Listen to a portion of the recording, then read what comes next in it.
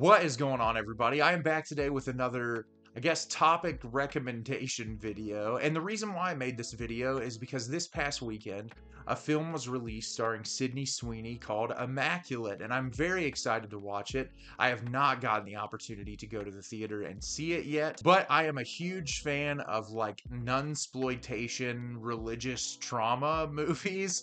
As someone who has talked very openly on this channel about my experience with religion and growing up as a minister's son. I always find it really fascinating to see how certain filmmakers tackle the topic of religion. And I wanted to make a video today talking about films, some in the nunsploitation genre, but some just centering around religious trauma. Because as someone who's experienced a lot of religious trauma, it's always interesting to experience films in that subject matter. So today I'm going to just give you a list of some of my favorite movies that exist in that genre and talk about them a little bit. So hopefully you can find one that you've never seen before. So let's get into it right now. So first up is going to be the film Saint Maud from director Rose Glass. Rose Glass released Love Lies Bleeding this year and people are a huge fan of it.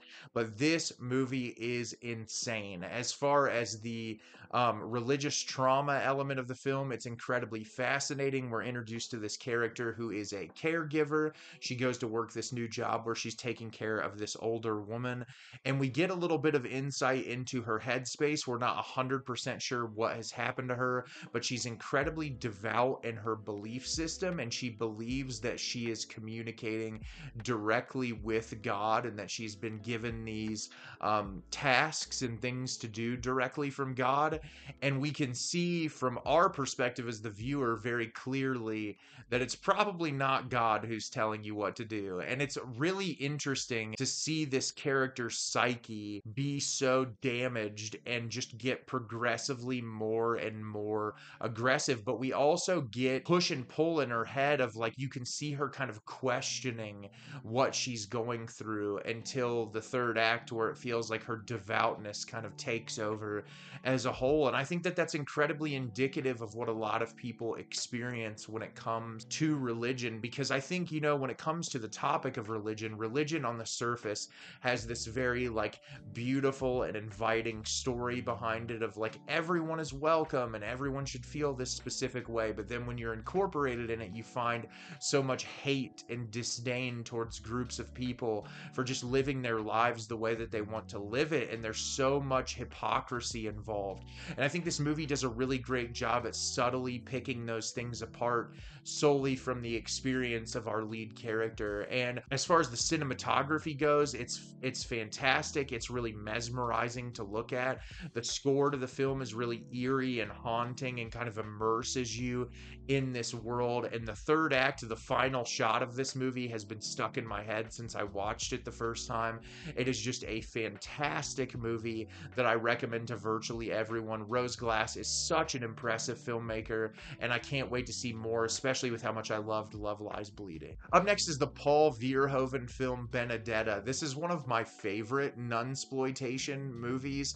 It's honestly what I liked so much about it is it takes the absurdism that Paul Verhoeven is known for and his really ridiculous satire, but there's also incredibly beautiful dramatic moments in this movie, and it's just incredible. The execution of this film is amazing, where you have this nun who believes she is being spoken directly to from Jesus Christ and starts enacting things throughout the church because she believes that she has been specifically picked by Jesus to enact his commands.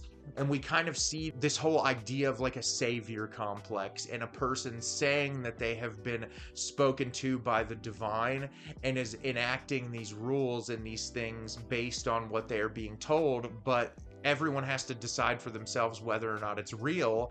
And it's very easy to manipulate people who have such devout belief systems, as we've seen over the years, not just in religious organization, but even in cult leadership, and how easy it is when people are alone or feeling isolated to be brought into a group and to be so malleable. It's so easy to manipulate people when they believe things so wholeheartedly. And the movie does it in a way that has some really harsh realism, but also has some truly comedic and offbeat moments that I really respect Paul Verhoeven for. It's really beautifully shot.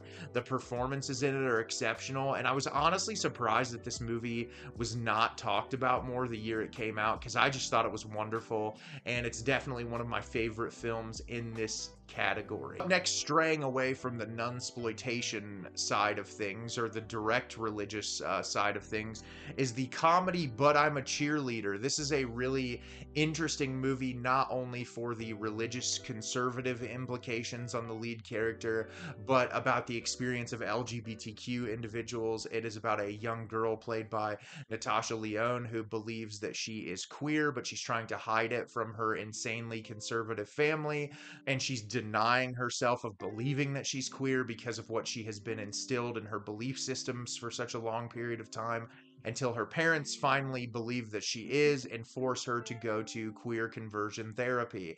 And it's not like a straightforward drama. It's not one of the movies that's tackling it in a very hyper serious way. It's done in a much more comedic way, and I think that that's to the film's benefit. The movie is absolutely hilarious. It's colorful. It's beautifully shot. The performances are all exceptional. I watched this movie for the first time a couple years ago, and it immediately became a favorite for me. I just think that the chemistry between all the leads is so natural, and I really love the way that the film explores that uncertainty in being a queer individual in a conservative household. As someone who is a queer individual that grew up in a hyper conservative household, it's really cool to watch a movie that so accurately captures those feelings of, like, you have this understanding that you feel a specific way, but because so many other people are telling you you can't feel that way, you try to tell yourself that it's impossible that you could possibly be that. And I think this movie captures that in a really perfect way and balances that wanting to embrace your queer identity with being forced this religious identity onto you. And it's just a really remarkable movie that's also incredibly funny, and I recommend it to virtually everyone. Up next is the film First Reformed from director Paul Schrader. This is a really interesting religious trauma type of film when it comes to the idea of belief and shifting your belief system told through the lens of a priest. I think Ethan Hawke's performance in this movie is absolutely exceptional.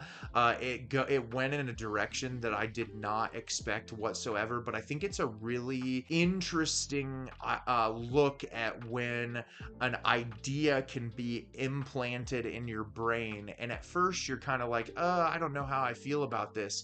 But when you dive into it more and you explore it and you start to wholeheartedly believe this thing, it can completely shift and alter your perspective. And it's a really disturbing and deranged film that I think is also a really interesting commentary, not only on religious beliefs, but just on, like, blindly believing in something as a whole, and, like, delving into conspiracy theories. And there's all different things that you can kind of pull from this movie about, like, complete and total belief in something and diving into something, not necessarily understanding the ramifications of what might happen if you jump in full force.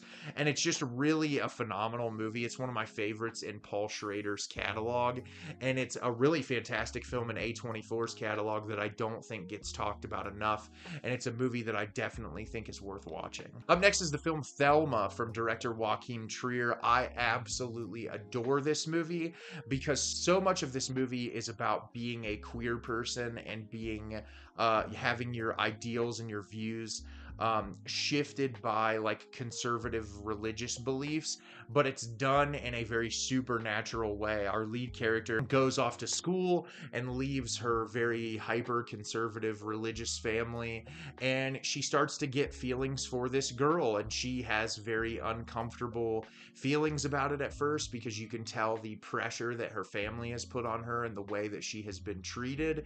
And she notices that when she embraces her queerness, that that she gets these like supernatural, almost X-Men type of powers. And her parents clearly realize that she has this capability, but does not want her to be able to utilize it. And the allegory for her feelings in this movie and the way that these powers sort of flare up is so much about how when you embrace your identity as a queer person, that you can finally live your truest self. And there's such a beauty in that. And I think this movie looks at that control of conservatism and religious belief on people for just wanting to live their lives. And it's done in a very nuanced way. I really like the supernatural kind of elements to it. It's very different than what you would normally think of a movie in this genre, but it's absolutely fantastic and I love it a lot. And it's just a movie that I have not stopped thinking about since the first time I watched it. Up next, and I had to mention the Robert Eggers film The Witch. This is a really interesting movie when it comes to the incorporation of religion in the film, because at the beginning of the movie, the father leaves the group of settlers that they're with because he does not like the way that they are teaching Christianity to his family, and he believes that they are not practicing in a way that is authentic and real. And so he takes his family away from this safety net to go live in complete and total isolation and to try to rebuild again. And the religious element of the film is this person believing so heavily in their ideals that they think that they can kind of separate themselves from everyone else and go take their belief system somewhere else, and how that system ends up consuming them when they force this idea of like evil being brought onto their family, and immediately being accusatory of one of their own members of their family, to where chaos ensues without actually, looking into it more or asking questions about it. It's just this blind belief into this evil that you think is real, that you haven't really studied or understand at all. And I love the chaos and the internal turmoil that builds in this family, and how they slowly start to tear each other apart because of this belief system that they have.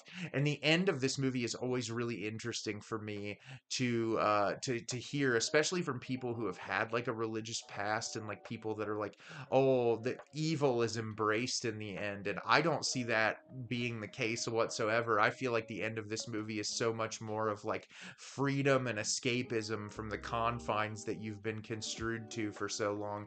And I honestly think the end of this movie is beautiful, really, as someone who experienced the confines of being in a religious household for so long. And I think Robert Eggers is a genius. The fact that this is his first movie is remarkable. His career just gets better and better over the years. The performances in this are exceptional. The sound design is some of the best I've ever seen in a movie. It's just remarkable, and I recommend it to everyone. I don't want to go on forever, so I'll do one more today. And this is kind of a cheat. This is not a movie. This is a television series, and that is Midnight Mass from director Mike Flanagan. This is one of the greatest examples of like exploring religious control in any form of media. And I think the reason why it is so effective is that Mike Flanagan had an entire series to be able to look into this and to really examine it and explore it. And it's incredibly impactful. If you've never seen this before, I really don't want to give away what is at the central focus of it, but essentially a religious figurehead is in this town, and he gets people to believe into his crazy conspiracies, and it's about how the town starts turning against each other, and certain people want to believe everything that he's saying. Others can kind of see bold-faced how much of it is a lie, and we also get into the leader's head and see what he thinks about the situation. And it's really interesting to get that push and pull of like when you're trying to convince people this very specific set of beliefs, and you yourself question it, and then seeing the questioning of certain people and the blind belief in others and how it creates conflict. And I think that's so indicative of our society as a whole, and it's really remarkably filmed. It has amazing performances. It's just one of my favorite limited television series that's ever been made. And if you've never watched it before, it's on Netflix, and it is 100% worth your time. So what are some of your favorite nunsploitation religious trauma movies? Let let me know in the comments. I'm really excited to see Immaculate, and that kind of gave me the inspiration to make this video. And as always, leave me a comment and let me know if you'd like me to make a part 2. I love making these lists in hopes that I help you guys find something that you've never watched before. As always, if you can like the video and subscribe to the channel, helps me out a lot and lets me know the type of content you're looking for. I'm always putting out new material and look forward to getting more out for you in the near future. And as always, everyone, thank you so much for watching and have a great rest of your day.